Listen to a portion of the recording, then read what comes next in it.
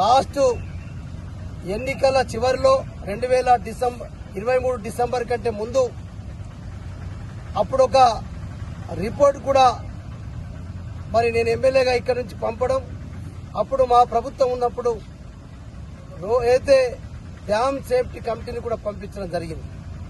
అయితే ఇప్పుడు ప్రజెంట్ ఉన్నటువంటి 4 గేట్లు ఎత్తిన 45,000 క్యూసెక్ల నీళ్లు మాత్రమే బయటకు పంపడానికి అవకాశం ఉంది. కానీ ఆ రోజటి డ్యామ్ సేఫ్టీ కమిటీ సర్వే చేసిన తర్వాత 68,000 క్యూసెక్ల నీరు వదులుకోవటానికి అవకాశం చేసుకుంటే ఈ ప్రాజెక్టుకు కింద ఉన్నటువంటి గ్రామాలన్నీ కూడా సేఫ్టీగా ఉంటాయి, రైతుల భూములు కూడా మునిగాయని చెప్పి ఆ రోజు మేము రిపోర్ట్లను తయారు చేసి 2023 డిసెంబర్ కంటే ముందు మరి ఆ రిపోర్ట్స్ కూడా పంపినాం. మరి ప్రజలు మమ్మల్ని ఓడగొట్టారు. నేను ఇప్పుడున్నటువంటి ప్రభుత్వానికి కానీ ఇక్కడ ఉన్నటువంటి లోకల్ స్థానిక శాసనసభ్యులు పార్లమెంట్ సభ్యులు ఉన్నారు కాబట్టి మీరు ఈ రోడ్ అయితే మరి డ్యామ్ సేఫ్టీ కమిటీ ఇచ్చిన రిపోర్ట్ని 45,000 క్యూసెక్ల నీరు కంటే 68,000 క్యూసెక్ల నీరు వదలటానికి ఇంకొక గేట్స్ పెంచుకుంటేనే మరి వాళ్ళు చూపించారు 2 గేట్లు 3 గేట్లు పెంచితే 68,000 క్యూసెక్ల నీరు వదులుకుంటేనే అక్కడ ఉన్నటువంటి రైతుల పొలాలు కానీ గ్రామాలు కానీ సేఫ్టీ ఉంటాయని చెప్పిండ్రు. అది మీరు ఈ సంవత్సరం అయినా మరి స్థానికంగా ఉన్నటువంటి ఎమ్మెల్యే ఎంపీ మరియు ప్రభుత్వము స్పందించి అది ఆ కార్యక్రమాన్ని చేసుకుంటే బాగుంటుందని చెప్పి నేను ఈ ప్రభుత్వానికి విన్నవిస్తాను. కూడా దగ్గర తీర్నాల ప్రాజెక్టు స్వర్గీయ రామచంద్ర రెడ్డి గారు 92లో అప్పుడు irrigation minister, minor irrigation minister, మరి అది ఎందుకు కట్టిండో తెలియదు.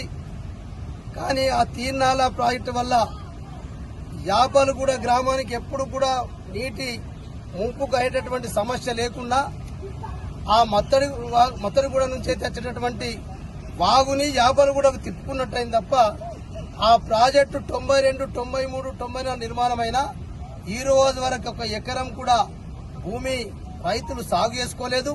ఇప్పటికి 2-3 సార్లు తెగిపోతూ వస్తున్నది.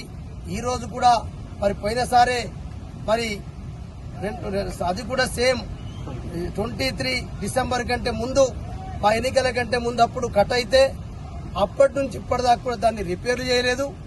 మళ్ళా ఇప్పుడు అధికారులు చెప్తున్నారు సార్ 46 లక్షలకు ఎస్టిమేట్ వేసి పంపినాం, 36 లక్షలకు ఎస్టిమేట్ మంజూరైంది, టెండర్లు పిలుస్తామని చెప్తా ఉన్నారు. దాన్ని కూడా ఒకసారి ఉన్నత ఇరిగేషన్ అధికారులు నేను సి గారికి కూడా కలుస్తాను, టీఎన్సీ గారికి కలుస్తాను, ఈరి గారికి చెప్తాం. మేము ఆ ఎస్టిమేట్ కాకుండా అక్కడ కొద్దిగా సైట్ చేంజ్ చేసి అయితే అలుగు కట్టిండ్రో అలుగుని కూడా మనం ఇంకా వాగుని అటు సైడ్ తిప్పుతే తప్ప యాపలు కూడా ఏదైతే ఫేస్ ఉందో ఆ యాక్చువల్లీ నాల ఎక్కడి నుంచి వస్తుందో అక్కడి నుంచి దాన్ని డైవర్ట్ చేయకుండా అది కూడా అనవసరంగా ఒక ప్లాన్ లేకుండా అప్పటి ఇంజనీరింగ్ అధికారులు కట్టి ఉండొచ్చు. దాన్ని ఇప్పటికైనా సరిదిద్దుకుంటేనే, లేకుంటే నిన్న యాపలు కూడా గ్రామం చుట్టూ కూడా మొత్తం ఊరు మునిగే పరిస్థితికి వచ్చింది. మళ్ళీ మొత్తం పొలాలన్నీ కూడా ఇప్పటికే పంటలన్నీ కూడా నీట కూడా మునిగిపోయి నష్టమైంది. ఇవన్నిటి కూడా చేయడానికి మరి 2 ఇటు సాధనాల నేను చెప్పిన విషయం, అట్లనే తీర్నాల ప్రాజెక్టు యాపలగూడది మరి స్థానిక ఎమ్మెల్యే గారు, ఎంపీ గారు ఈ ప్రభుత్వం పట్టించుకోవాలని చెప్పి మేము బీఆర్ఎస్ పార్టీ ద్వారా ప్రభుత్వానికి విజ్ఞప్తి చేస్తాం.